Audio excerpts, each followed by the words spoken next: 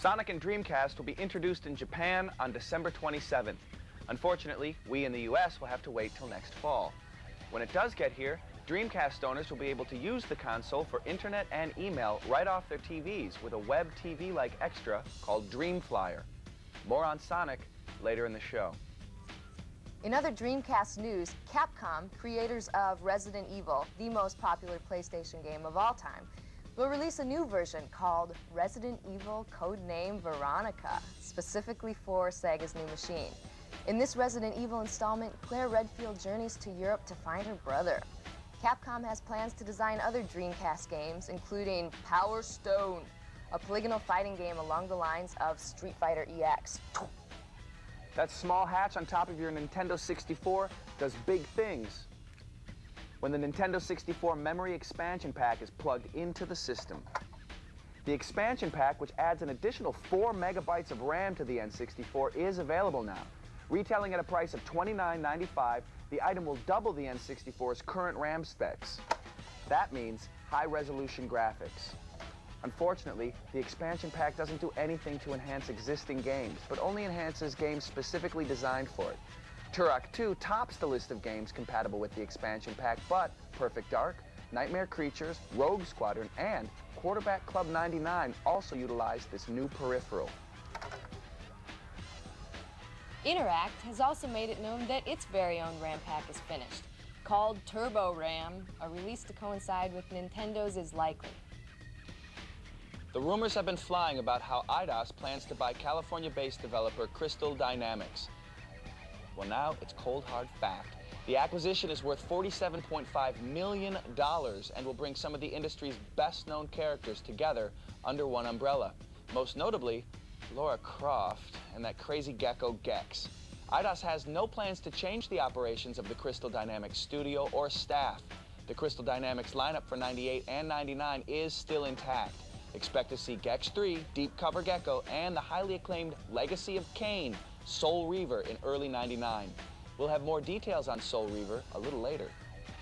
Midway, creators of the arcade football hit Blitz, is currently programming a new title featuring players and teams from Major League Baseball. Just like Blitz, Midway's baseball title is said to stretch the rules of baseball a bit. Ouch. Expect to see some disturbing action when this game hits the arcades next spring. Yow! Sorry, WCW fans, but the Ultimate Warrior will not be a playable character in the upcoming N64 game, WCW NWO Revenge. THQ had apparently reserved a space for Warrior, but there were too many questions surrounding his allegiance. However, the game's producer did state that the Warrior could be appearing in upcoming WCW Nitro and Thunder games that are scheduled to release early next year. Stay tuned.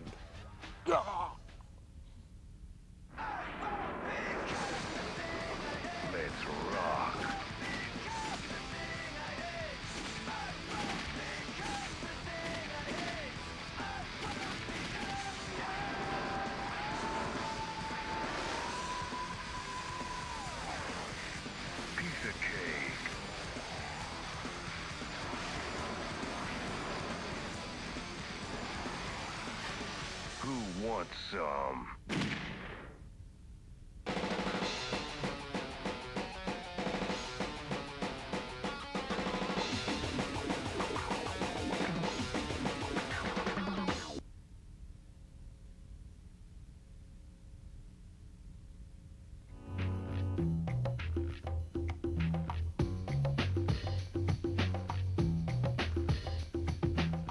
What is the G? The G is gossip in the gaming world, and Fuse has it for you. There may soon be action figures based on Konami's thriller Metal Gear Solid. We hear that McFarlane Toys of Spawn fame will design the figures. Really? Mm-hmm. Well, speaking of Metal Gear Solid, Konami is hinting at a version for the Dreamcast. Rock on. Sony's still pretty silent about the PlayStation 2, but word on the street is that this new gaming machine will rear its head next spring. We'll see about that. After a 3-game run, Crash Bandicoot creator Naughty Dog has given up on the Bandicoot. The dogs will put their attention towards other genres, but that doesn't mean you won't see another Crash game. A new developer is reportedly being sought. Waiting for an N64 version of Donkey Kong? Our sources tell us this big ape is on his way next year. We'll have to wait and see.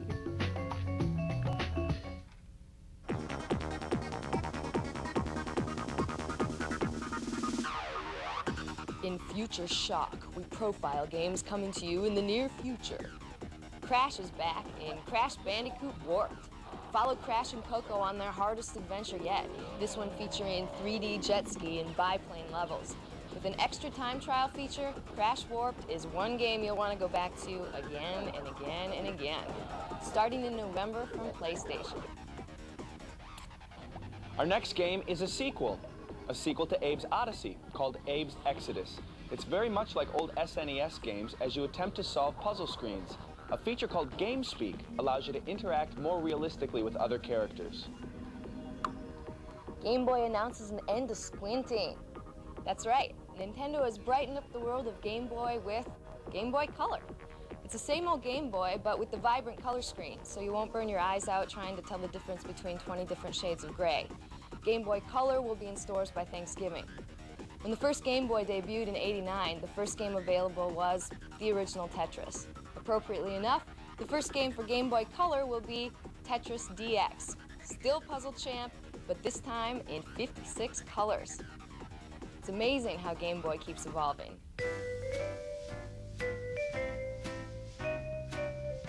Also in RPGs is an American attempt at the genre by Crave, called Shadow Madness.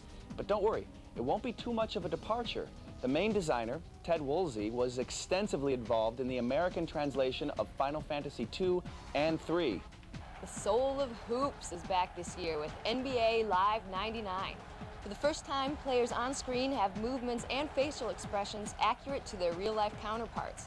Through new artificial intelligence, characters even react realistically. You'll be able to draft an entire custom team or league. Whoosh! Two!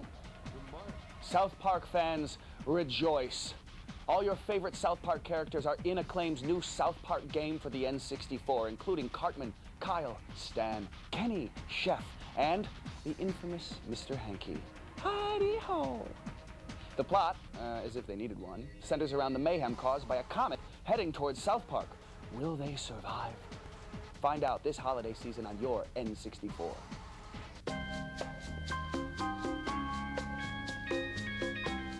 The Legacy of Kain, Soul Reaver, is like Metroid, Zelda, and Tomb Raider all rolled into one.